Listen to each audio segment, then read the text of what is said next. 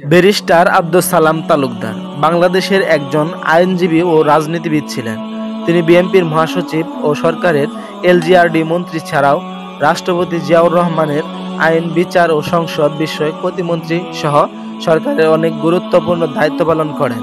বাংলাদেশ জাতীয়তাবাদী দলের প্রতিষ্ঠাতাদের মধ্যে তিনি ছিলেন অন্যতম।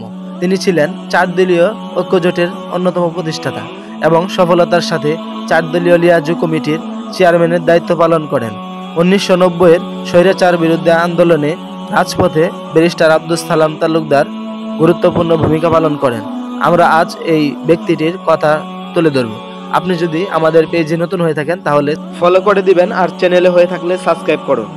জন্ম ও শৈশব আব্দুস সালাম তালুকদার 1936 সালের 4 নভেম্বর জামালপুর জেলার সরিষাবাড়ি উপজেলার মূলবাড়ি গ্রামের সম্ভ্রান্ত পরিবারের তালুকদার পরিবারে জন্মগ্রহণ করেন। তার পিতা রিয়াজউদ্দিন তালুকদার জামালপুর জেলার মধ্যে একজন দানশীল এবং ধার্মিক ব্যক্তি ছিলেন।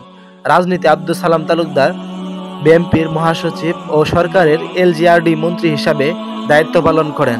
বিএনপির প্রতিষ্ঠাতাদের মধ্যে তিনি ছিলেন অন্যতম। স্বৈরাচারী এরশাদের বিরুদ্ধে আন্দোলনরত 4 দলীয় ঐক্যজোটের রূপকার ও সফলতার সাথে 4 দলীয় লিয়াজু কমিটির চেয়ারম্যানের দায়িত্ব পালন করেন।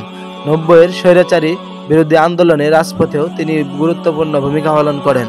তিনি জিয়াউর রহমানের মন্ত্রিসভায় ও আব্দুস সাত্তারের মন্ত্রিসভায় আইন ও বিচার প্রতিমন্ত্রী হিসাবে দায়িত্ব পালন করেন।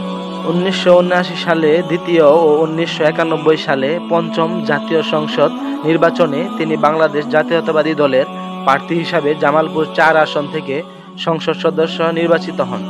ব্যারিস্টার আব্দুস সালাম তালুকদারের মৃত্যু 1999 সালে 20 আগস্ট হার্টের বাইপাস সার্জারি করানোর জন্য সিঙ্গাপুরের উদ্দেশ্যে রওনা হওয়ার পথে শাহজালাল আন্তর্জাতিক বিমানবন্দরে হৃদযন্ত্রের ক্রিয়া বন্ধ হয়ে মৃত্যুবরণ করেন।